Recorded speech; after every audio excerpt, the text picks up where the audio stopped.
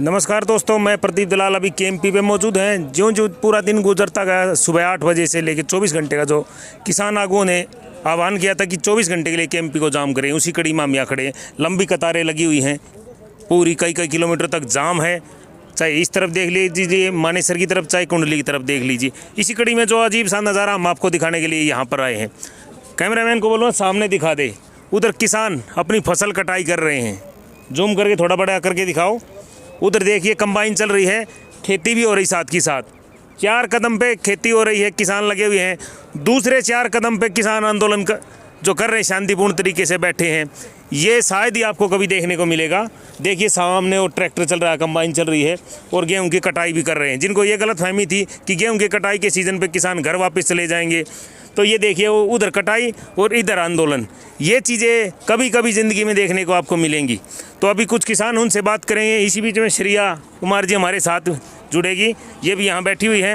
नमस्कार बहन जी। नमस्कार, कैसे हैं आप सभी? हम सब ठीक हैं। ये ऐसे एक तरफ कंबाइन चल रही है, एक तरफ आंदोलन हो रहा है, ऐसा नज़ारा पहले कभी देखने को मिला? नहीं, मेरे आंखों में आंसू हैं और अभी मैं देख रही हूँ कि यही वो किसान है जो हमारे खेतों को भी उपजाते हैं। यही वो किसान है जो हमारे लिए अन्न लाते हैं। अगर ये नहीं रहे तो कहाँ से हमारी थालियाँ में अन्न आएगा और कहाँ से इन जो मोदी सरकार है या अन्य सरकार है उनके लिए धन आएगा।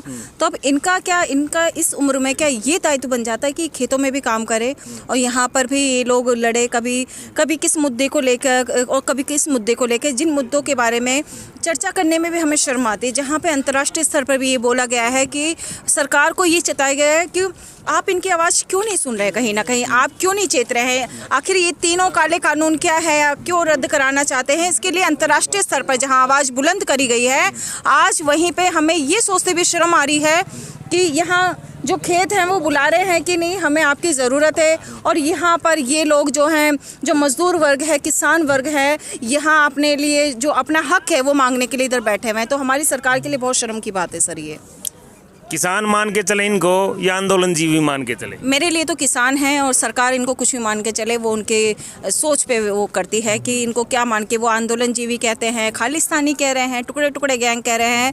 तो इधर हम सरकार को फिर क्या कहें कि ये तानाशाह सरकार है, हिटलर सरकार है और कहीं ना कहीं रक्त पिपासु सरकार है जो गरीबों का खून चूस रही है। कहीं ना कहीं ऐसी सरकार है जिन्होंने धर्म के नाम पर सिर्फ धंधे करे हैं और ये एक ऐसी सरकार है जिन्होंने सिर्फ हमारे देश का जो विभाजन है उसकी ओर करा है कि नहीं, जो देश की जो जनता है उनको भड़काने का काम करा है। कहीं ना कहीं हम जैसे आवाज़ उठाने वाले को देशद्रोह कहा गया है और कहीं ना कहीं ये कहा गया है कि हम अपने हक के लिए जहाँ भी मांग कर रहे हैं, किसी भी मुद्दे पे करें, चाहे वो शिक्षा का हो, चाहे वह मुद्दा हो कि हमारे लिए हॉस्पिटल क्यों नहीं बने हैं, चाहे वो मुद्दा हो कि हमारे लिए अच्छी सुविधाएं क्यों नहीं है, महिलाओं के मुद्दे हो, बलात्कार के मुद्दे हो, ऐसे काफ़ी सारे मुद्दे हैं जिन पे हमें विचार करना है। वह नहीं करके वो सिर्फ और सिर्फ निजीकरण पर ही विश्वास करी है और हमारे देश को कहीं ना कहीं बेची जा रही है, उनका अंत नहीं आ रहा।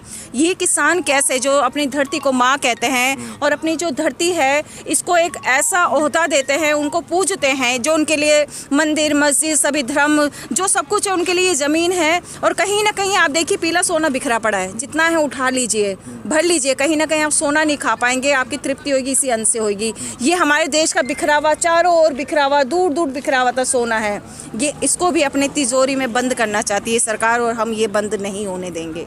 ये बिल्कुल बंद नहीं होना चाहिए क्योंकि ये बंद हो गया तो कहीं ना कहीं हम सभी भूखे मर जाएंगे। सोना नहीं होगा तो हम बिना सोने के रह लेंगे, लेकिन इस ज़मीन को हम नहीं बिकने देंगे और इसको हम खोएंगे भी नहीं। लेकिन कहीं ना कहीं बात घुमा फिरा के वही आ जाती है। 2-2.5 महीने से एकदम से शांति बनी हुई है, सरकार भी गायब है, दिल्ली से बाहर हो सकती कहीं ना कहीं। सरकार गुपचुप सरकार है, वो खेल खेल रही है, वो देख रही है अभी कहाँ जो उनको वोटों की जो राजनीति है वो कर रही है। वो कहीं ना कहीं बंगाल में कोरोना नहीं है, दिल्ली में अचानक कोरोना आ गया। ये कोरोना सरकारी हो गया क्या आज के दिन? हाँ, जो कोरोना है वो वोटों के अधिकारों पे हो गया। अगर यहाँ पे मेरे को तो लगता है कि पूरे देश में एक बार फिर से चुनाव हो जाने चाहिए, एक साथ होना चाहिए। तो कोरोना जो है वो चुनावों से डरता है। कहीं ना कहीं इसकी जो दवाई है, जो कहा जा रहा है इंजेक्शन लगाओ, तो कोरोना का जो इलाज है वो चुनाव है। मैंने बहुत सोच समझ के काफ़ी दिनों बाद मैंने मैंने ये सोचा कि चुनाव है वही इसका इलाज है, तो मैं चाहती हूँ कि चुनाव हो हर जगह पे, तभी कोरोना जाएगा। पूरे देश में एक साथ चुनाव हो जाए, कोरोना भाग जाए। कोरोना चला जाएगा, कोरोना फुर बोलो, कनोरा फुर। उदाहरण के तौर पर बताइए कैसे? जैसे ताली बजाओ कभी थाली बजाओ, चुनाव करके कोरोना भगाओ। तो अभी श्रिया जी ने बोला कि अगर कोरोना भगाना है तो पूरे देश में एक साथ चुनाव कराना होगा। ये